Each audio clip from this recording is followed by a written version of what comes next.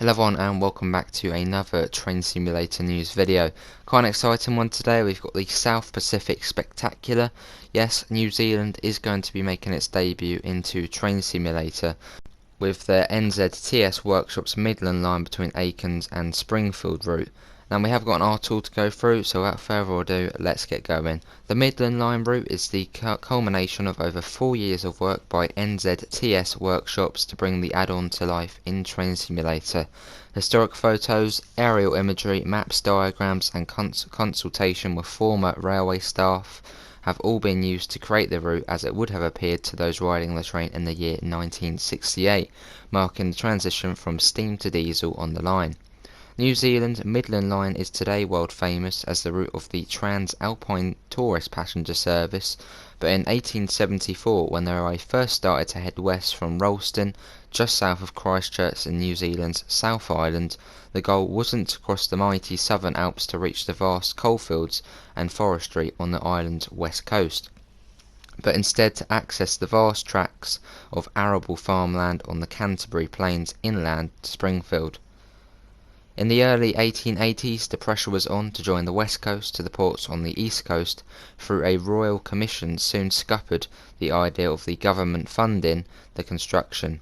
In the mid-1880s, the New Zealand Midland Railway Company was founded and began work on what would become the South Island's Alpine Crossing.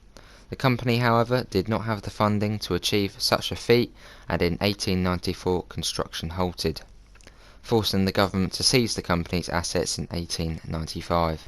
The route from Westland to Otira at the foot of the main divide was mostly complete at this time, though from the east progress had been slow.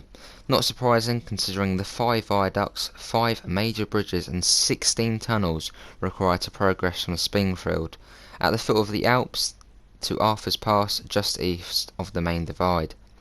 By 1914 the line had reached Arthur's Pass on the east and was of course still at Otira to the west.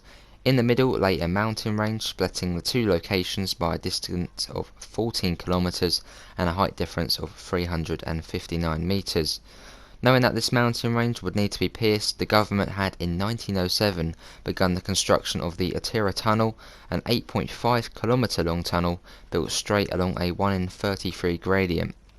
11 years later, in 1918, the tunnel was broken through, at last linking the east and west coasts, but there was still work to be done, and it wasn't until 1923 that the first train hauled its way by electric power from one end to the other. For 45 years, these electric locomotives, the EO class, hauled all manner of goods and passengers up and down the tunnel between Arthur's Pass and Otira, before being retired in 1968 for new build replacements. To the east, a special type of large steam locomotive, the KB class, worked trains over the mountains from Springfield to Arthur's Pass and back again, while to the west the job fell to smaller locomotives, the gradients not being as fierce. In the late 1960s, New Zealand's railway was full swing into replacing steam with diesel power, and the sound of the KB tackling the grades was lost to the past, replaced instead with the sounds English Electric built DG and the Mitsubishi built DJ diesel electric locomotives. Train sizes continued to increase from the opening of the tunnel, coal and timber being the main traffic, and as the trains got bigger and heavier, the 1968 purchased electric locomotives working the Otira Arthur's Pass section began to struggle, and so in 1997 the electrification was removed, vast steel doors fitted to the Otira end of the Otira tunnel, and massive extractor fans for the diesel exhaust put in place. Trains now powering up the tunnel hold bay 5 2,750 to 3,000 horsepower DXC class diesel electric locomotives.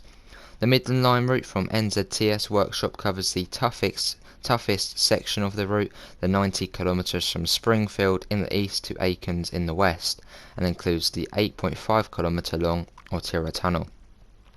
Set in 1968, the route still has all steam age facilities in place, though the railway has transitioned to diesel. Included in the route are the 1923 built EO/BO electric locomotives, especially designed for the challenges of the Otira tunnel, and the 1968 built DJ/BO diesel electric locomotive. And that is it for the news video. Obviously do pop your thoughts in the comments below. Looking pretty good, obviously lovely screenshots here of the upcoming route, obviously New Zealand's debut. Yeah, put your thoughts in the comments below, subscribe for more. But that is going to be it. Obviously links in the description to the Discord server and to the PayPal if you do want to help support the channel. And hopefully we'll see you in the next one. See you all and take care.